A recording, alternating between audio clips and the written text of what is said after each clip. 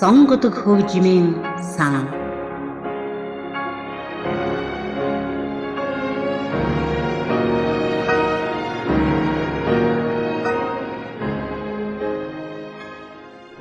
Сайн байцгаана уу эрхэм сонсогчдоо.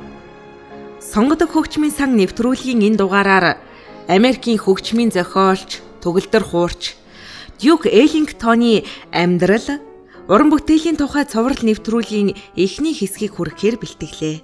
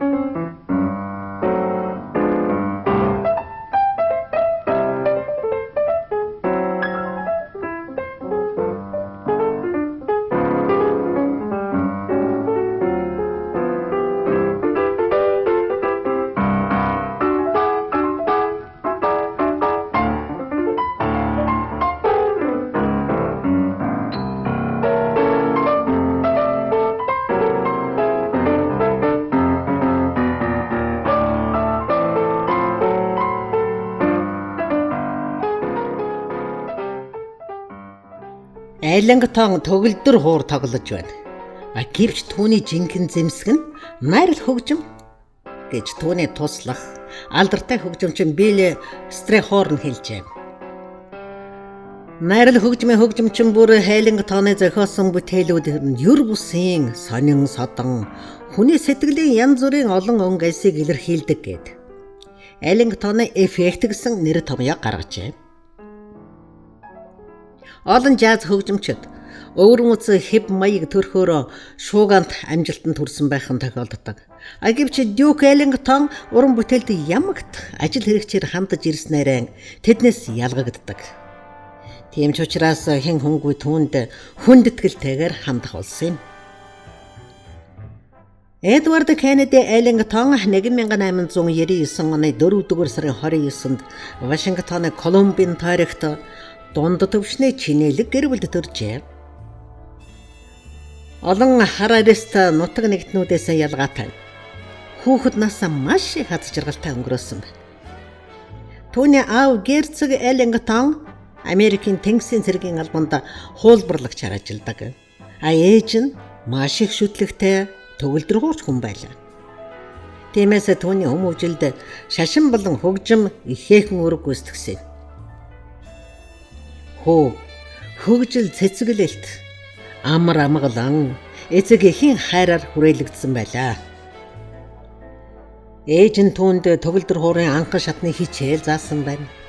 7 настайгаас хөгжмийн багш дээр суралцаж 11 настайдаа бие дан анхны хөгжмөө зохиожээ.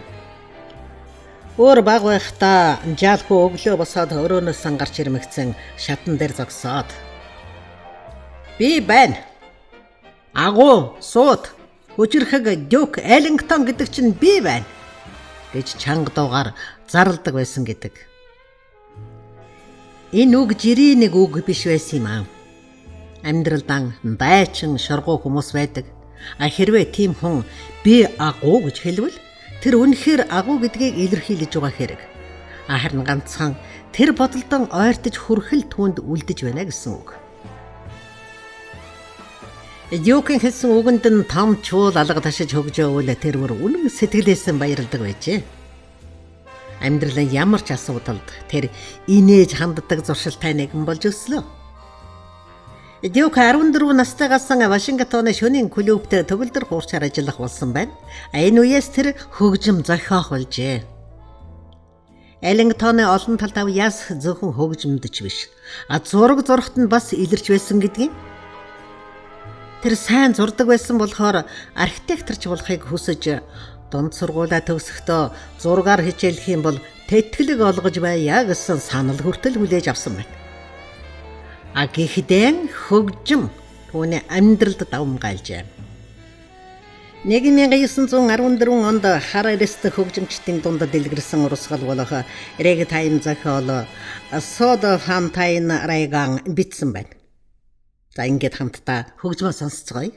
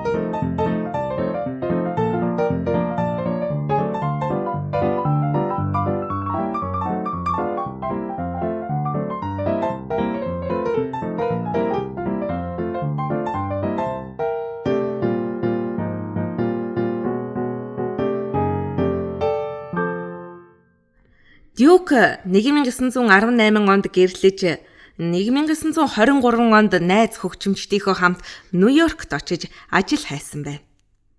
Энэ явалтаар тэд ямар ч амжилт олсонгүй. Эргээд Вашингтонд ирцгээжээ. Гэвч жилийн дараа тэд дахин шинэ оролдлого хийсэн нь амжилттай болж Бродвейд Hollywood Club нэртэй баар байгуулсан байна. Хожим энэ баар Kentucky Club нэртэй болж Эллингтон найрал хөгжмийг удирдах болжээ. 1924-өөс 1925 онд Duke Ellington-ы ашигын төлөөх энэ найрал хөгжим тэр үед ихээхэн түгээмэл болоод байсан Ragtime чиглэлээр голдуу хөгжимддөг байжээ. Энэ бол яг жаз биш, жазын босхон дээр байна л гэсэн үг юм. Жинхэнэ жаз тэр үед хараахан өргөн дэлгэр түгэж амжаагүй Шинэ Орлеаны хөгжим байлаа. Явцын дунд тэдний хамтлагт Шинэ Орлеаны хөгжимчдөөс орж уран бүтээлийн шинэ сэргэх санааг авчирч найрал хөгжмийн бүрэлдэхүүнийг ч цэгцэлж өгчээ. Duke Ellington өөрийгөө жаз хөгжмийн зохиолч гэдгээ 1926 оноос харуулж эхэллээ. Харьцангуй богино хугацаанд түүний зохиолуудыг хөгжмийн хэвлэлийн газрын Irving Mills гэгч сонирхож эхэлсэн байна. Энэ бизнесмений санал болгосноор тэд хувьцаат компани байгуулж Ellington Mills хоёр хамтран эзэмшигч боллоо. Mills-ийн шахалтаар Ellington 1927 онд албан ёсоор Duke Ellington ба түүний найрал хөгжим гэсэн шинэ нэрийн дор 10 хүний бүрэлдэхүүнтэй жаз хөгжмийн хамтлагийн тэргүүн болжээ. Шинэ багийн анхны томоохон амжилт бол Нью-Йоркийн нэр хүндтэй Cotton Jazz Club-т 1927-оос 1931 он хүртэл тоглолт хийсэн явдал юм. Duke-ийн алдарт Crow Love Call, Black and Tan Fantasy, The Moochie бүтээлүүд нь ёстой л байлдан дагуулж байлаа. Та бүхэн The Moochie бүтээлийг нь сонсож байна.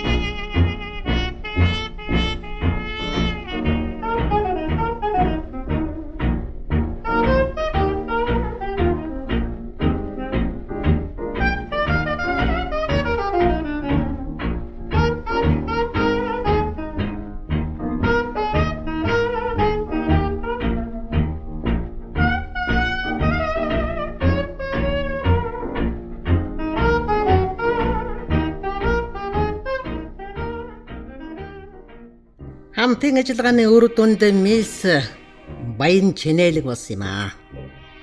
Мисс чадварлаг бизнесмен байгаа зогссонгүй. Эллингтонтой хамтран ажиллах хугацаанд хөгжмийн зохиолчийн олон бүтээлд нь шүлэг зохиожээ. 1927 оноос Эллингтоны хамтлаг Гарлемийн хамгийн хөрөнгөлөг дээд зэрэглэлийн клубүүдэд тоглох болсон байна. Эллингтоны хамтлаг 5 жилийн турш Cotton Club-д тогсны эцэст Нью-Йоркийн нэртэй жаз хамтлагуудын нэг болж шатжээ. Энэ бол өндөр амжилт том нэр хүнд байсан юм. Дюк Эллингтон өөрийнхөө бодож боловсруулсан сонин содон дуу авиаг амьдралд хэрэгжүүлж түүнийг хөгжмийн зэнсгүүдээр илэрхийлж байлаа. Энэ бүтээлүүд нь сонсогчдод таалагдаж тэдний хамтлагийн тухай хаасайгүй ихэд ярилцгах болжээ. Жишээ нь хамтлагийн бүрээчид өвөрмөц дуу намсгагчийг хэрэглэж тэр үедээ л сонин содон дуу авиа гаргаж байсан нь өнөөдрийн жаз хөгжимчдийн ихээхэн хэрэглэх болсон дуугаралт юм. Хөгжимчид байнга сонин хачин туршилтуудыг хийж үзэгчдийг гайхшруулдаг байдал явсаар жаз хөгжимчдийг бүхэлд нь хамрах болсон нийтлэг донж маяг хэлбэрийг бий болгосон байлаа. Үүнийг амьдралд анх удаан Эллингтон хэрэгжүүлж жунгли стилийн эцэг гэгдэх болсон юм. Өгүүлэмжээ төр өндөрлөн түүний Black and Tan фэнтези бүтээлийг сонсъё.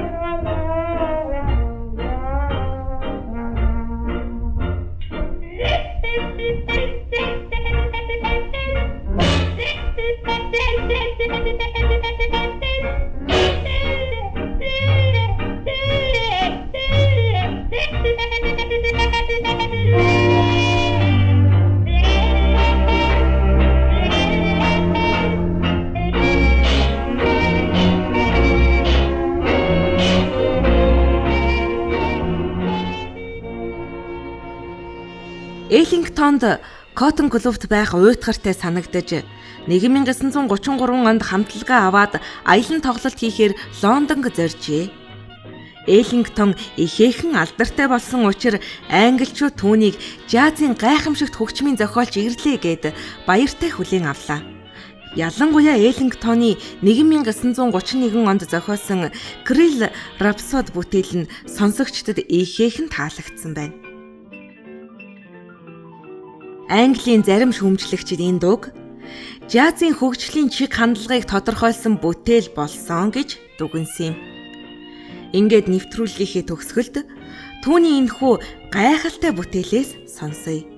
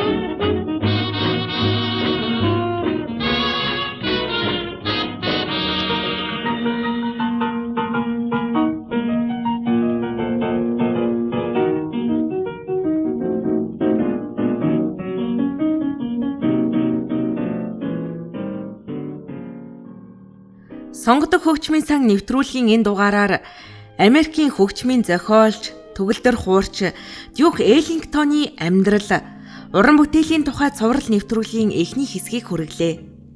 Нэвтрүүлгийг бэлтгэсэн редактор Солонго, найруулагч Саран Туяа, нэвтрүүлэгч Билгээ.